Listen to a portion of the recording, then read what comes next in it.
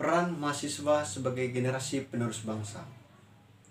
Selamat pagi dan salam sejahtera untuk kita semua. Yang saya hormati Bapak Rusman Latif, SPD MPD, selaku dosen mata kuliah retorika, serta teman-teman sekalian yang saya sayangi.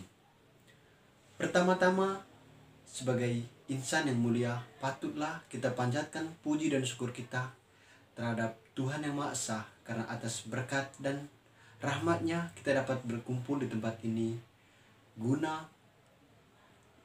untuk melaksanakan dan mendengar pidato singkat saya yang berjudul Peran Mahasiswa sebagai Generasi Penerus Bangsa.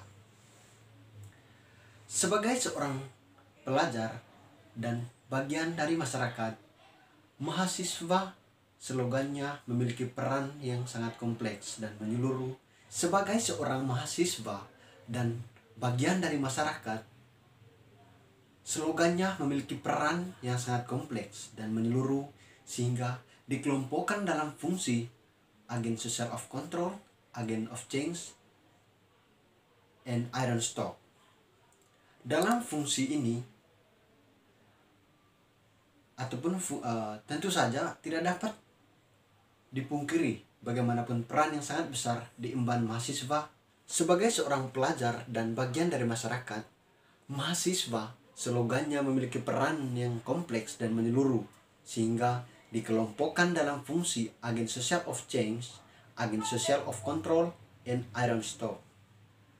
Nah, teman-teman yang saya sayangi, di dalam fungsi tersebut tentu saja tidak dapat dipungkiri bagaimana peran besar yang diemban mahasiswa untuk mewujudkan perubahan bangsa, ide, dan pemikiran cerdas. Seorang mahasiswa mampu merubah paradigma yang berkembang dalam suatu kelompok dan menjadikannya terarah sesuai kepentingan umum atau kepentingan bersama. Namun apa teman-teman? Kenyataan di lapangan berbeda jauh. Mahasiswa cenderung hanya mendalami ilmu-ilmu teori di lingkungan kampus atau perkuliahan, dan dari ilmu-ilmu teori di bangku perkuliahan hanya ada sebagian mahasiswa yang mampu melakukan pendekatan dengan masyarakat.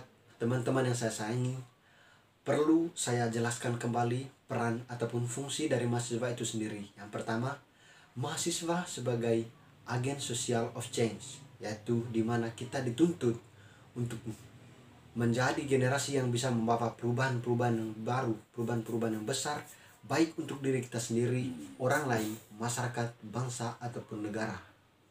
Kemudian yang kedua adalah mahasiswa sebagai agen social of control, yaitu kita dituntut agar bisa mengontrol dan melakukan perubahan-perubahan besar menuju ke arah yang lebih baik dan akan memberikan manfaat serta menjadi pengontrol untuk diri sendiri, orang tua, orang lain, bangsa, ataupun untuk negara kita tercinta.